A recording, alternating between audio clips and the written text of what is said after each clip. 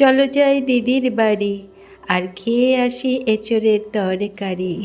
গাছের এঁচোড় পেরে চলে গেলাম দিদির বাড়ি, আর দিদিও খুব জম্পেশ করে রান্না করে খাওয়ালো আমাকে এঁচোড়ের তরকারি।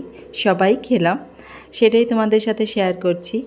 দিদি খুব ভালো রান্না করে, তোমাদের আগেও বলেছি। মা খুব সুন্দর করে এঁচোড়টা কাটলো, আর দিদি সেটাকে ভালো করে ভাপিয়ে সুন্দর করে ভেজে নিল। আলুটা আগেই ভাজা ছিল। তারপর কড়াইতে বেশ খানিকটা তেল দিয়ে তাতে গোটা জিরা, শুকনো লঙ্কা, তেজপাতা, এলাচ দিয়ে তাতে হলুদ গুঁড়ো, লঙ্কা গুঁড়ো, আদা বাটা, জিরে বাটা, দিদি এগুলো বেটেই নেয়। তারপর কাজু বাদাম বাটা, পোস্ত বাটা, এগুলো সব কিছু দিয়ে ভালো করে কষিয়ে তারপর এঁচোড়টা দিয়ে আরও সুন্দর করে কষিয়ে জল দিয়ে সেটাকে ভালো করে ফুটিয়ে নিল। ফুটিয়ে তারপর হয়ে গেল রান্না। নামানোর আগে একটু ঘি দিয়ে দিয়েছিল। আমি তো খুব ভালো খেয়েছি। তোমরাও এইভাবে করে নিরামিষ এঁচোড় রান্না করে বাড়িতে খেও।